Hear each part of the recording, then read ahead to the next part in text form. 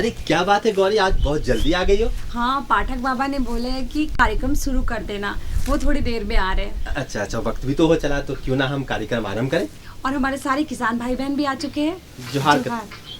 कृषि दर्शन के इस अंग में आप सभी किसान भाइयों का स्वागत है। आइए देखते हैं सबसे पहले खबरें खेती की।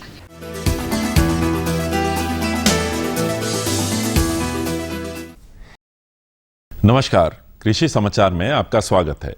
मैं हूं अरविंदर सिंह देओल। आइए देखते हैं आज कृषि समाचार में क्या है खास। पॉली हाउस और नेट शेड की स्थापना के लिए दिया जाता है अनुदान। खेतों की ग्रीष्मकालीन जुताई के हैं अनेकों लाभ। छोटे भूभाग में जुताई के लिए उत्तम है mini power bidder. Poly house और नेट शेड सब्जी, फूल और औषधीय पौधों के बेहतर उपज और बेमौसमी फसलों के लिए बहुत ही उपयोगी है। राष्ट्रीय बागवानी मिशन पॉली हाउस और नेट शेड की स्थापना के लिए किसानों को 50 से 75% तक अनुदान देती है। बेमौसमी सब्जियों की खेती, फूलों और औषधीय पौधों की खेती के लिए पॉली हाउस और नेट शेड बेहतर माना जाता है। ये साधन महंगे होने के कारण किसान इसके इस्तेमाल से वंचित रह जाते हैं। राज्य के किसान इन पॉली हाउस और नेट शेड लगाकर बेहतर उपज पा सकें, इसके लिए राष्ट्रीय बागवानी मिशन इनकी स्थापना के लिए 50 से 75% तक राशि अनुदान देती है। किसान भाइयों, जिस प्रकार गर्मी का मौसम धीरे धीरे बढ़ रहा है, उसी के अनुसार हमें अपने खेतों में कृषि कार्य भी करने होंगे। जिन किसान भाइयों ने अपने खेत में गेहूं की फसल लगा रखी है, उन्हें अपने खेत में नमी बनाए रखने के लिए सिंचाई करनी चाहिए। खेत सूख जाने की स्थिति में फसल पर दीमक लगने की संभावना रहती है। यदि आपके गेहूं के फसल में दीमक का प्रकोप हो रहा है, तो कैसे उससे निपटें, बता रहे हैं हमारे कृषि विशेषज्ञ। अगर आपका गेहूं का फसल लगा हुआ हो तो अभी आपको सिंचाई की ज़रूरत होगा, क्योंकि अभी मौसम का गर्म हो रहा है तो बार बार सिंचाई करने की ज़रूरत होगा। तो आपका नमी को देखते हुए सिंचाई कीजिएगा। और अगर क्योंकि नमी होने से आपको वहाँ पे हल्का नमी होने से आपको दीमक का प्रकोप हो जाता है, इसलिए वहाँ पे आपको क्लोरपाइरीफॉस दवा 2 ml प्रति लीटर पानी में मिला के वहाँ पर छिड़काव करना।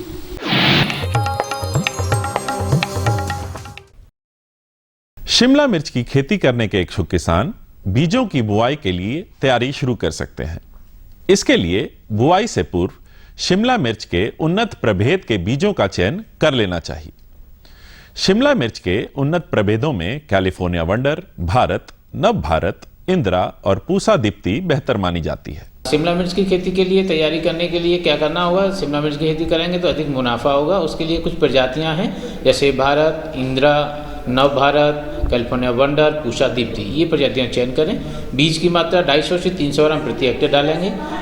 सीड उसमें ये प्रबंधन करते समय, यानी पौधों की रोपाई करने के लिए जब पौध तैयार कर रहे होते हैं तो बीज की मात्रा 250 से 300 ग्राम। और बीज लगाते समय ध्यान देंगे कि बेड पे बीज से बीज की दूरी 3 सेंटीमीटर, लाइन से लाइन की दूरी 5 सेंटीमीटर, बीज की गहराई 2 सेंटीमीटर ये डालेंगे। और जब पौधा हमारा 40 से 45 दिन का हो जाता है तो उसको मेन खेत में रोपाई कर देंगे।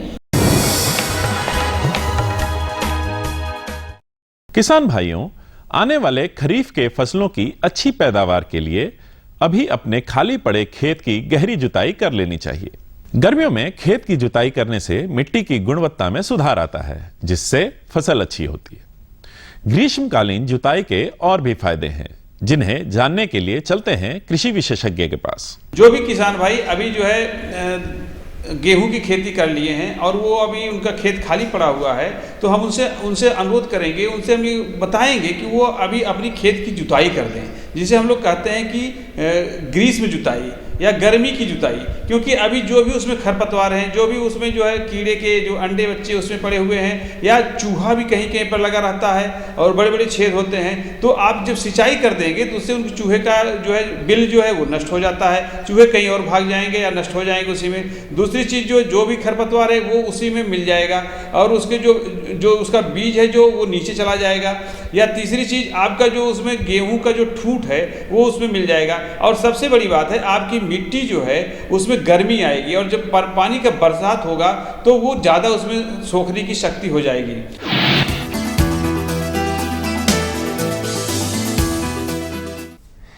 छोटे खेत, बगीचों या कम भूभाग में जुताई करना हो तो इसके लिए बहुत ही उपयोगी कृषि उपकरण है मिनी पावर बीडर। मोटर चलित यह मिनी पावर बीडर बहुत ही कम समय में खेत को बुआई के लिए तैयार कर देता है। इस उपकरण को मिनी पावर बीडर कहते हैं। ट्रॉली नुमा दिखने वाला यह उपकरण छोटे खेतों एवं बागीचों में जुताई करने के काम आता है। किसान इस उपकरण की सहायता से खेत के जुताई कार्य को आसानी से कम समय में खत्म कर सकते हैं।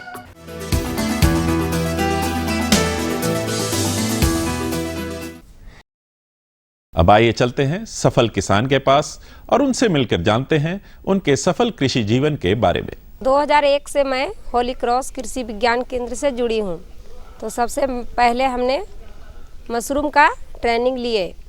उसके बाद सबसे पहले हम लोग ढिंगरी मशरूम का खेती शुरुआत किए। पहले खाने के तौर पर किए, उसके बाद धीरे धीरे हम लोग जब बढ़ते चले आए तो व्यवसाय के रूप में लाए। तो 2009 से हम लोग रानी महिला स्वयं सहायता समूह से जुड़कर महिला लोग को बताए कि चलो हम लोग होली क्रॉस से ये चीज़ को हम लोग आगे बढ़ाएंगे। सभी महिला ने हम लोग आकर प्रशिक्षण यहाँ लेकर अपना और उसके बाद शुरू किए। तो ढिंगरी मशरूम तो किए थे 800 रुपया से, पर उसमें 5000 रुपया कमाए। उसके बाद फिर हम लोग मिल्की मशरूम का ट्रेनिंग लिए, तो उसमें भी लगाए 500 रुपया, तो उसमें हुआ था 5000। अब एक नजर राज्य के कुछ प्रमुख शहरों के मौसम के मिजाज पर। आज राज्य के कुछ प्रमुख शहरों के तापमान इस प्रकार दर्ज किए गए। रांची अधिकतम 40 डिग्री सेल्सियस और न्यूनतम 25 डिग्री सेल्सियस। देवघर अधिकतम 32 डिग्री सेल्सियस और न्यूनतम 25 डिग्री सेल्सियस। गोड्डा अधिकतम 33 डिग्री सेल्सियस और न्यूनतम 26 डिग्री सेल्सियस।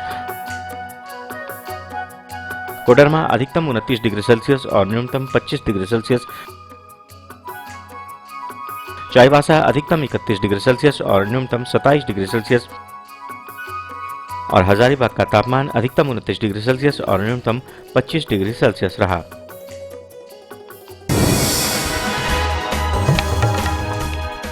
और अब मंडी भाव में आइए नजर डालते हैं अनाजों के भाव पर। राज्य की खाद्यान्न मंडियों में चावल और मक्का जैसे प्रमुख अनाजों के भाव स्थिर हैं।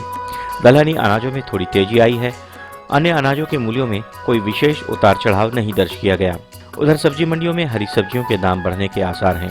वहीं कुछ प्रमुख अनाजों के भावों पर नजर डालें तो इस प्रकार रही। चावल मध्यम न्यूनतम 2100 रुपए से लेकर अधिकतम 2500 रुपए। चावल उत्तम न्यूनतम 2400 रुपए से लेकर अधिकतम 4200 रुपए। गेहूं न्यूनतम 1500 रुपए से लेकर अधिकतम 1700 रुपए। दाल अरहर न्यूनतम 5500 रुपए से लेकर अधिकतम 7100 रुपए। दाल मसूर न्यूनतम 4200 रुपए से लेकर अधिकतम 5200 रुपए। दाल चना न्यूनतम 3200 रुपए से लेकर अधिकतम 4100 रुपए। चीनी न्यूनतम 3400 रुपए से लेकर अधिकतम 3600 रुपए। आलू न्यूनतम 700 रुपए से लेकर अधिकतम 1000 रुपए। और प्याज न्यूनतम 1600 रुपए से लेकर अधिकतम 1800 रुपए प्रति क्विंटल रहा। कृषि समाचार में आज इतना ही। अगले दिन अगले अंक में फिर मुलाकात होगी कुछ ताजा तरीन खबरों के साथ। तब तक के लिए दीजिए इजाजत। नमस्कार, जोहार।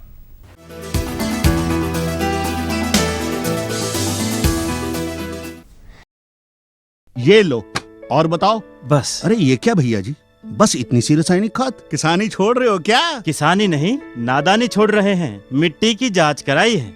अब तो लाला जी जितनी जरूरत है उतने ही उर्वरक खेत में डालेंगे। हाँ, किसान भाई आज ही अपने जिले की नजदीकी भूमि परीक्षण प्रयोगशाला में मिट्टी की जांच जरूर करवाएं और मिट्टी में पोषक तत्व, नमी व पौधे के विकास को देखते हुए केवल जरूरत के अनुसार ही पोषक तत्व डालें। और हाँ, मिट्टी में गंधक, जस्ता, बोरोन जैसे सूक्ष्म पोषक तत्वों का पता लगाना भी न भूलें।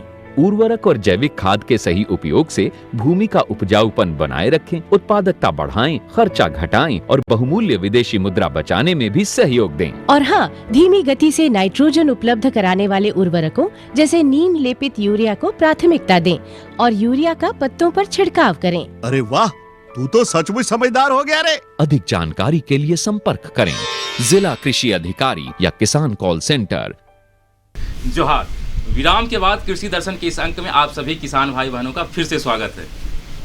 पाठक बाबा, आज आप हमारे ग्रामीण भाइयों को कौन सा नई जानकारी दिलाएंगे? कौन सी खास जानकारी है जो आप हम लोग को देने वाले हैं? गौरी, कृषि से संबंधित जो जानकारी आज हम अपने किसान भाई बहनों के लिए लेकर आए हैं वाकई में बहुत ही महत्वपूर्ण है। और आज की जो जानकारी है वो है शिमला मिर्च की खेती हमारे किसान भाई बहन कैसे करें। आओ इस संबंध में विस्तार से जानकारी दिलवाते हैं अपने विशेषज्ञ डॉक्टर भूपेंद्र सिंह जी से, और जिनसे बातचीत कर रहे हैं हमारे सहयोगी संजय कुमार सिंह। हरी सब्जियों की श्रृंखला में शिमला मिर्च का अपना अहम स्थान है। स्वाद के साथ साथ शिमला मिर्च हमें पौष्टिकता भी प्रदान करता है।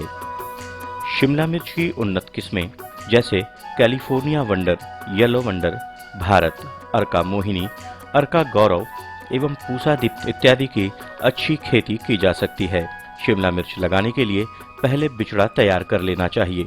बिचड़ा तैयार करने के पश्चात खेत की तैयारी बहुत जरूरी होती है। खेत को कंपोस्ट एवं उर्वरकों की अनुशंसित मात्रा डालकर तैयार कर लेना चाहिए। अब लगभग 30 से 35 दिनों के बिचड़े को खेत में रोपाई करनी चाहिए। रोपाई के लिए पौधे से पौधे की दूरी 45 सेंटीमीटर एवं कतार से कतार 45 सेंटीमीटर की दूरी रखनी चाहिए। प्रति सप्ताह शिमला मिर्च में सिंचाई करनी चाहिए। सिंचाई के लिए ड्रिप प्रणाली अच्छी होती है। खरपतवारों को समय समय पर निकाल देना चाहिए। अच्छी गुणवत्ता से भरपूर एवं स्वस्थ सब्जियों की फसल प्राप्ति हेतु पॉली हाउस में सब्जियों की खेती बड़े पैमाने पर की जा रही है। पॉली हाउस में पौधों की बढ़वार एवं फलन बाहर की अपेक्षा तेजी से होती है। साथ ही रोग, कीट, मवेशी एवं मौसम के दुष्प्रभाव से भी फसल संरक्षित रहती है। इस प्रकार वैज्ञानिक विधि अपनाकर शिमला मिर्च की अच्छी फसल प्राप्त कर सकते हैं। मैं किसानों को यही कहना चाहूँगा कि शिमला मिर्च एक हाई वैल्यू वेजिटेबल, अधिक मूल्यवान सब्जी, तो किसान भाई पूरा मेहनत करते हैं, पूरा पैसा लगाते हैं, समय देते हैं, तो ऐसी खेती का प्रयोग करें जिससे अधिक आपको लाभ मिले। शिमला मिर्च खेती ऐसी खेती जिससे आपको अधिक लाभ मिल सकता है, कम समय में तैयार हो जाती है, मार्केट रेट भी अच्छा होता है। इसके लिए हमको क्या करना होगा, सबसे पहले हमको प्रजाति का चयन करना होगा कि हम झारखंड में लगाने जा रहे हैं तो कौन सी प्रजाति यहाँ के वातावरण में, यहाँ की ज़मीन के लिए, यहाँ के मौसम के लिए अनुकूल है। तो हमने जैसे रिसर्च में पाया गया, जैसा कि यहाँ के लिए रिकमेंडेड है झारखंड के लिए, तो हम कौन कौन सी प्रजाति लगाएंगे, जैसे कि कैलिफोर्निया वंडर है, भारत है, नव भारत है, इंदिरा है, पूषा दीप्ति है, ये प्रजातियां हम लगा सकते हैं। तो इसके लगाने का तरीका क्या रहेगा, इसकी नर्सरी प्रबंधन कैसे करेंगे, ये जानना बहुत ही महत्वपूर्ण विषय है। डॉक्टर साहब, उसके पहले हम जानना चाहेंगे कि आपने जो ये किस्मों के बारे में बता दिया, तो बीज उपचार इसमें कितना महत्व रखता है? जैसा कि आपने पूछा, बहुत अच्छी चीज़ है बीज उपचार। बीज उपचार से क्या होता है कि हमारे जो फफूंद जनित रोग होते हैं, मिट्टी जनित रोग होते हैं, वो कम हो जाते हैं। बीमारियां दो तरह से फैलती हैं, एक हवा के द्वारा, एक ज़मीन के द्वारा। ज़मीन को सॉइल बॉर्न बीमारियां बोला जाता है। जैसे आपने बीज को ज़मीन में लगा दिया, ज़मीन में पहले से फंगस है, पहले से कोई वायरल है, वो अपना धीमे धीमे ऊपर आएगा और उसको इन्फेक्ट कर देगा। दूसरा होता है हवा के द्वारा एक पौधे दूसरे पौधे पर जाना। तो जो ज़मीन के द्वारा फैलते हैं वो हमारे बीज उपचार से ख़त्म हो जाते हैं। तो बीज उपचार कैसे करेंगे, कौन सी दवा से करेंगे, ये महत्वपूर्ण जानकारी आपको जरूरी होना चाहिए। जैसे बोविस्टीन, जिसे पीली दवा आप कहते हैं, कैप्टान, थीरम, ट्राइकोडर्मा, इनमें से कोई सी एक दवा ले लीजिए। 2 ग्राम प्रति किलोग्राम बीज की दर से आपको बीज को उपचार करना होगा। उपचार करने के लिए कोई प्लास्टिक की पॉलीथीन लीजिए, उसके ऊपर बीज को फैला दीजिए और फैलाने के बाद क्या करेंगे, जो आपकी दवा है उसको 2 ग्राम को भुरक दीजिए। हाथ में पॉलीथीन लेके उसको धीमे धीमे मिला दीजिए, जैसे सीमेंट बालू को मिलाते हैं, और मिलाने के बाद उसको सुखा लीजिए और आपका बीज शोधित हो गया, वो लगाने के लिए तैयार है। पौधशाला हमारी खेती का एक महत्वपूर्ण अंग होता है। जैसे हमारा कोई बच्चा होता है, उसकी बचपन में लालन पालन कैसे करते हैं कि उसकी शिक्षा दीक्षा कैसे की जाती है, बड़े होकर वो अच्छे संस्कार ले। ऐसे ही हमारा छोटा पौधा, उसको कैसे हम देख रेख करें, आगे चल के अधिक उत्पादन दें और रोग और कीड़े से लड़ने की क्षमता अधिक हो। उसके लिए क्या करेंगे, हम एक सबसे पहले साइट सिलेक्शन, ज़मीन का चयन करेंगे जहाँ हमको नर्सरी डालनी है। उसके लिए 2-3 बातें महत्वपूर्ण हैं। पहला बात होता है कि वहाँ धूप आनी चाहिए। ऐसा नहीं हो कोई छायादार वृक्षारा हो या कोई इमारत हो, धूप। और दूसरा, हमारी मिट्टी जो है उपजाऊ मिट्टी होनी चाहिए। ये 2 चीज़ों को हम विशेष ध्यान रखेंगे। तीसरा, पानी की उपलब्धता, वहाँ नज़दीक में पानी का कोई सोर्स होना चाहिए। इन 2-3 चीज़ों को ध्यान रखते हुए हम ज़मीन का चयन कर लेंगे, वहाँ हम नर्सरी डालेंगे। नर्सरी डालने के लिए हम एक बेड बना लेंगे। 1 मीटर चौड़ाई होगी बेड की। लंबाई हम जितना कर सकते हैं, जितना हम खेती करना चाहते हैं लंबाई कर सकते हैं। तो 1 मीटर चौड़ी बेड में क्या करेंगे, गोबर की खाद पर्याप्त मात्रा में डालेंगे, यानी 4 टोकरी 1 स्क्वायर मीटर एरिया में हम गोबर की खाद डाल के उसको मिला लेते हैं। मिलाने के बाद उसको बेड को एक समतल कर लेंगे और बीज की उसमें बुवाई करेंगे। बीज की बुवाई करते समय ध्यान देंगे, लाइन में बीज बोएंगे। बीज से बीज की दूरी हम 3 सेंटीमीटर और बीज से बीज की दूरी 3 सेंटीमीटर, लाइन से लाइन की दूरी 5 सेंटीमीटर, बीज की गहराई 2 सेंटीमीटर। इतना करने के बाद हम गोबर की जो खाद मिलाई थी वही खाद दोबारा से एक लेयर और ऊपर से लगा दें, जिससे उसका टेम्परेचर बरकरार बना रहे और हमारा अंकुरण जल्दी हो जाए। सेम डे हम उसमें पानी दे देंगे। धीमे धीमे हमारा पौधा जो है निकलना शुरू होगा। आप देखेंगे 10 दिन में 15 दिन में हमारा पौधा निकल आएगा। उस समय पौधे को पोषक तत्व चाहिए होते हैं। अगर पोषक तत्व नहीं देंगे तो हमारा पौधा धीमे धीमे छोटा हो जाएगा और उसमें रोग कीड़ों का लगना ज़्यादा होगा। तो पोषक तत्व कौन सा दिया जाएगा? किसान भाई प्राय क्या करते हैं, यूरिया, DAP, पोटाश डाल देते हैं। वो नुकसानदायक है, उससे हमारा पौधा मर जाता है क्योंकि नाजुक पौधा होता है। जैसे छोटे बच्चे होते हैं घर में, उनके लिए हम डायरेक्ट दाल, चावल, रोटी नहीं खिला सकते। उनको हम हॉर्लिक्स है, बॉर्नविटा, सेरेलैक ये खिलाते हैं क्योंकि वो पचा लेते हैं। ऐसे छोटे बच्चों को हम भी उसके लिए विशेष खाद आता है। जैसे अब देखेंगे एग्रोमिन। एग्रोमिन क्या होता है? उसमें सूक्ष्म पोषक तत्व, उसमें आपका कैल्शियम है, सोडियम है, मैग्नीशियम है। ये सारी चीज़ें छोटी छोटी मात्रा में रहती हैं। इसकी 10 ml मात्रा लिक्विड रहता है, 1 लीटर पानी में घोलेंगे। और एक आता है NPK 20-20-20 यानी नाइट्रोजन 20%, फास्फोरस 20%, पोटास 20%। ये घुलनशील रहता है पानी में। इसको भी हम 10 ग्राम मात्रा पानी में घोलेंगे और 1 हफ्ते में एक बार वीकली इंटरवल से देते रहेंगे। तो क्या होगा, हमारे पौधों का वृद्धि और विकास काफ़ी अच्छी मात्रा में होगा और उसमें रोगों से लड़ने की क्षमता ज़्यादा होगी, कीड़ों से लड़ने की क्षमता ज़्यादा होगी, लिहाजा किसान को मुनाफा होगा। ये तो हो गई। अब हमारे जब किसान भाई नर्सरी तैयार कर लें तो उसकी सीधी बुआई जब खेत में करें तो उस वक्त कौन कौन सी सावधानियां बरतें? जैसे आपका खेत तैयार है, खेत तैयारी की विषय होता है कि आप लोग जो भी सब्जियों की खेती करते हैं सबका लगभग तैयारी एक जैसी होती है। जब आपने खेत तैयार कर लिया, प्रचुर मात्रा में गोबर की खाद डाली हुई है उसमें, तो हम रोपाई करने जा रहे होते हैं, तो हमको एक ध्यान देना होता है कि हमको पौधे से पौधे की दूरी क्या रखें, कतार से कतार की दूरी क्या रखें और उस समय कितना पोषक तत्व उसमें दें। तो हम क्या करेंगे, पौधे से पौधे की दूरी 50 सेंटीमीटर, लाइन से लाइन की दूरी जो कतार बोलते हैं 45 सेंटीमीटर, ये हम रखेंगे। उसकी रोपाई कर देंगे। रोपाई करते समय उसमें जो नाइट्रोजन, फास्फोरस, पोटाश, अब जब हम बात कर रहे हैं nitrogen, phosphorus, potash, urea, DAP अब दे सकते हैं जब हमारा पौधा बड़ा हो गया है। तो उसकी देने की जो क्वांटिटी है वो हमारा 80 किलोग्राम नाइट्रोजन पर हेक्टेयर आपका नाइट्रोजन रहेगा, 60 किलोग्राम फास्फोरस प्रति हेक्टेयर और 60 ग्राम पोटाश प्रति हेक्टेयर। ये 3 मात्राओं में देंगे। आधा भाग हम उसी समय दे देंगे जब पौधा लगाने जा रहे हैं, उससे पहले जो खेत की तैयारी करते हैं। और बाकी 2 मात्रा बचती है वो हम उसको बाद में देंगे, यानी 25% मात्रा देंगे हम पौधे की जो लगाने के 25 दिन बाद, और बची हुई 25% मात्रा देंगे 45 दिन बाद। तो इससे क्या होगा, हमारे पौधों का विकास बड़े अच्छे तरीके से होगा, उसमें रोगों से लड़ने की क्षमता ज़्यादा होगी, उसमें पौधे में टिलरिंग ज़्यादा होंगी, तो हमारा उत्पादन लिहाज में ज़्यादा होगा।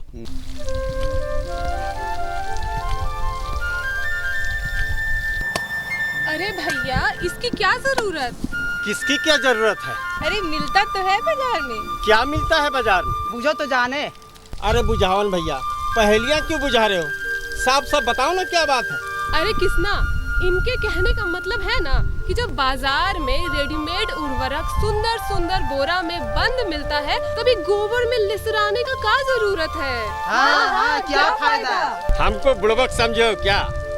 ज्यादा रासायनिक खाद का प्रयोग हमारे खेत को बंजर बना देता है, इसलिए हम अपने खेत में ज्यादा से ज्यादा जैविक खाद का प्रयोग करते हैं। आप भी अपने खेत में जैविक खाद का प्रयोग करें। का कृष्णा, कल काहे नहीं आए थे? काहे में मालिक? का है ढेर चर्बी चढ़ गया है का? अरे कहाँ रे बल्लो, काहे डांट रहे हो? देखिए ना भैया, कृष्णा कल काम पर नहीं आया था। अरे तेरा बाप का खेत है, जब मन किया है, जब मन किया नहीं है। मालिक, बेटे को बुखार हो गया था मालिक, उसको दिखाने के लिए सरकारी अस्पताल ले गए थे मालिक, इसलिए नहीं आ सके मालिक, माफ कर दीजिए मालिक। माफ कर दीजिए मालिक, हम कुछ नहीं जानते हैं, तेरा पगार से पैसा कटेगा। काट लिया पैसा, चल।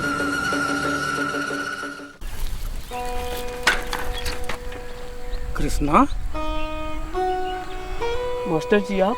अरे तेरे पास तो अपना खेत है ना, फिर तू जमींदार के खेत में मजदूरी क्यों करता है? काहे का खेत मास्टर जी, छोटका सा तो खेतवे है, उसमें खेती बाड़ी करते हैं, वो खाने ही में खत्म हो जाता है। तुम कृष्णा, तुम्हारा खेत इतना ही छोटा है तो तू उसमें मत्स्य पालन कर ले।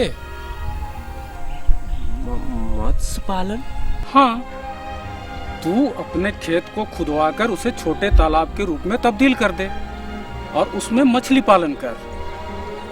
मछली पालन में बहुत पैसा है, तेरी सारी जरूरतें पूरी हो जाएंगी और तुम्हें जमींदार के खेत में जाकर मजदूरी भी नहीं करनी पड़ेगी। ये तो ठीक कहा मास्टर जी, अब दूसरों के खेत में काम करना बंद और मत्स्य पालन शुरू। अच्छा पाठक बाबा, वो सफल किसान कौन है? सफल किसान कहाँ रहते हैं और वो सफल किसान क्यों कहलाते हैं?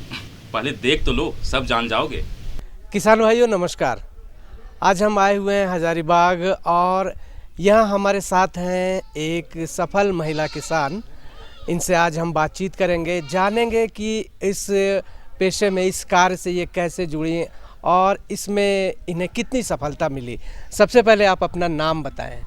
मेरा नाम लीना सिन्हा और मेरा ससुराल चौपारण से 3 किलोमीटर अंदर लोहड़ी, गांव का नाम लोहड़ी है, वहाँ मेरा ससुराल है। और मेरा मायके लखनऊ है। पिताजी नौकरी करते थे, नौकरी के क्रम में बिहार आ गए पिताजी, तो वहाँ से फिर हमारी शादी झारखंड में चौपारण में हो गई। आपसे ये जानना चाहेंगे लीना जी, आप कितनी पढ़े लिखी हैं? जी मैंने ग्रेजुएशन बीए किया हुआ है, गृह विज्ञान स्नातक हूँ मैं।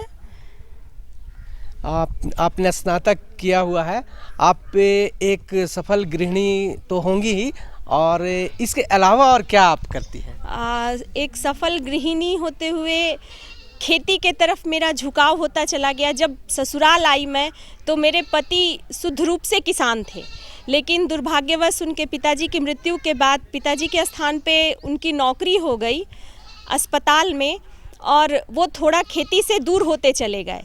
लेकिन पुश्तैनी संपत्ति के रूप में खेती बहुत था, उसमें कुछ बंजर ज़मीन था, कुछ खेती योग्य ज़मीन था, जो मेरे शादी के 4-5 साल पहले से बिल्कुल छूट गया था, वो बंद हो गया था खेती होना उस पे। तो उस ज़मीन पे जब हम ससुराल आए तो ससुराल आने के बाद मैंने एनजीओ ज्वाइन किया। एनजीओ ज्वाइन करने के बाद मेरा संपर्क होली क्रॉस से हुआ, और जब होली क्रॉस से मेरा संपर्क हुआ तो खेती के चलते ही मेरा संपर्क हुआ। पति थोड़ा बहुत खेती करते ही थे गांव में, और इसी के बारे में प्रशिक्षण लेने के लिए एनजीओ के तरफ से भेजा गया कि ये अपने गांव में जाके फिर कुछ कर ले, और कुछ करने का इच्छा मेरा भी था, ग्रेजुएशन कर चुके थे। तो इसी सिलसिले में जब हम होली क्रॉस आए और प्रशिक्षण लेना शुरू किए तो धीरे धीरे मेरा झुकाव खेती के तरफ बहुत ज़्यादा बढ़ता चला गया, और सहयोग पति और मेरे जेठ थे, जिठानी थी, सहयोग सभी का मिला। लेकिन होली क्रॉस से जुड़ने के बाद मेरा आत्मविश्वास बहुत बढ़ता चला गया और हम श्री विधि से अपने गांव में खेती करने वाली पहली महिला बन गए। और श्री विधि से खेती में एक नया तरीका हम उसमें शुरू किए। उसमें होता क्या था, बीहन बहुत छोटा छोटा 6 दिन 7 दिन का बिचड़ा को हमको खेत पे लगाना था, और जब हम उसको बाहर कहीं करते थे तो जानवर चढ़ जाता था, या हम उसको समय से पानी नहीं दे पाए तो इसलिए वो मर जाता था। लेकिन हम उसमें एक प्रयोग क्या किए, 2 किलो बीज को हम उसको पानी में फुला करके जब हम उसका जो नर्सरी तैयार किए, उसको क्या किए, हम अपने छत के ऊपर करीब 6 बोरा मिट्टी और 6 बोरा सड़ा हुआ खाद छत के ऊपर ही डाल दिए। नीचे प्लास्टिक बिछा के छत के ऊपर डाल दिए, और उस पे जो मेरा बीहन तैयार हुआ उसको खेत में ले जा करके जब हम लगाएं तो वो बहुत अच्छा रिजल्ट था। ये तो हम खुद से किए। इसके बाद मेरा आत्मविश्वास इतना बढ़ गया कि आज हम होली क्रॉस को पिछले साल भी 75,000 का धान हम बेचे बीज उत्पादन के तहत। बीज हमको यहीं से मिल गया था, लेकिन 75,000 का पिछले बार बेचे, और इस बार भी हम करीब 75 क्विंटल धान हम दिए हुए हैं, जिसका पैसा अभी हमको मिला नहीं है। 1-2 दिन में उसका भी पैसा मिल जाएगा हमको। तो ये एक बहुत ही उत्साहवर्धक बात है। ये दूसरी जो महिला कृषक हैं, जो और दूसरे किसान भाई हैं, उनको निश्चित रूप से एक ये उत्साह देगा आपका जो ये कार्य, ये प्रयास। अब हम आपसे ये जानना चाहेंगे कि कृषि कार्य को आपने जो अपनाया, तो क्या उससे पहले आपको ये ख्याल नहीं आया कोई दूसरा काम या सरकारी नौकरी वगैरह कि वो करें? सरकारी नौकरी भी ध्यान में आया, लेकिन तब ये लगा कि उसमें सरकारी नौकरी में जाने के बाद हम अपने घर से दूर हो जाएंगे, और कहीं भी जाएंगे तो वो एक बंधन का काम हो जाएगा। लेकिन खेती में कोई बंधन नहीं है, यहाँ पे अपना राजपाट है। और खेती करने के बाद होली क्रॉस जब हम यहाँ पे संपर्क में आए तो बड़े बड़े वैज्ञानिक लोग बहुत सम्मान देते थे हमको, तो वो सम्मान हमको बहुत अच्छा लगा। लोग मतलब इस नज़र से देखते थे कि ये अपने गांव में कुछ कर सकती है।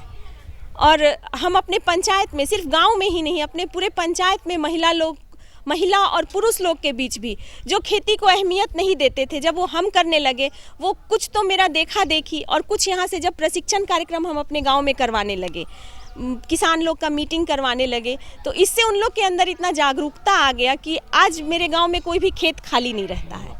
हर एक खेत में किसी में धान, किसी में गेहूं, किसी में अरहर लगा रहता है और सब्जी तो होता ही है। लीना जी, आपने बताया कि नौकरी आपने इसलिए नहीं की कि उसमें जो आमदनी है वो एक बंधी बंधाई सीमित होती है। हाँ। लेकिन खेती अथाह समुद्र है। जितना मेहनत करें, जितना इसको विस्तार दें, उतना ज्यादा आमदनी। इसमें जितना अपनापन से हम लग जाएंगे ना, ये उसका 4 गुना हमको वापस देता है। इसके अलावा देखिए, जब खेती का कार्य आप करती हैं तो ये किसी एक व्यक्ति के लिए नहीं है, पूरे परिवार और समाज के पूरे समाज के लिए। जब हम खेती करते हैं तो खुद से हम जाके तो खेत पे हल नहीं चलाएंगे, खुद से रोपा नहीं रोपेंगे, तो एक बार जब हम उसमें खेती करने जाते हैं तो कम से कम 20 से 25 लोग को रोजगार मिल जाता है। उसमें महिला भी रहती है, महिला मजदूर, पुरुष मजदूर दोनों शामिल रहते हैं और उन दोनों को डेली का रोजगार मिल जाता है। साथ ही हम लोग के गांव में ऐसा है, दोपहर का खाना घर पे बना करके सबको खिलाते हैं, तो वहां से बता के आने के बाद जब उन लोग को खाना भी बना करके खिलाते हैं, उससे भी वो लोग संतुष्ट रहते हैं और गांव के लोग को रोजगार भी मिल जाता है। लीना जी, आपने बताया कि बीज उत्पादन का कार्य आप करती हैं, इसके अलावा और किस किस चीज़ की खेती आप करती हैं? हाँ, बीज उत्पादन ये तो धान में हम कर लेते, साथ ही हम अपने गांव में स्वयं सहायता समूह भी चलाते हैं। उस स्वयं सहायता समूह में मशरूम उत्पादन का प्रशिक्षण भी गांव में हम देते हैं और वो हम भी कुछ देते हैं, कुछ यहाँ से होली क्रॉस से भी सर लोग जाते हैं और वो मशरूम 20 से 22 दिन में जब उसका उपज होने लगता है तो अगर गांव में नहीं बिका, क्योंकि वो 350 से 400 रुपये किलो बिकता है, गांव में नहीं बिका तो वापस हम यहीं ला करके दे देते हैं। यहाँ से होली क्रॉस से वो मेरा मशरूम खरीद लिया जाता है। इससे भी गांव में महिलाओं का आमदनी बढ़ा है।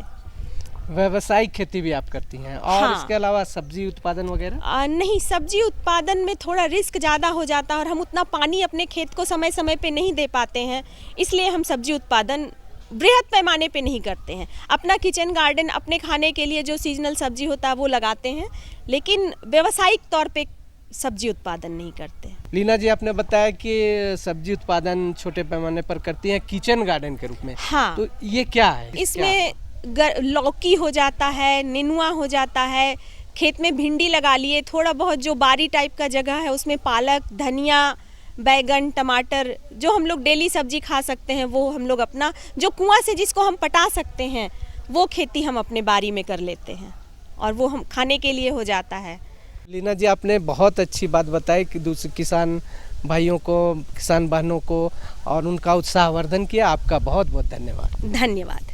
सचमुच पाठक बाबा, आदमी में अगर लगन हो और वो मेहनत से जी ना चुराए तो वो कुछ भी कर सकता है।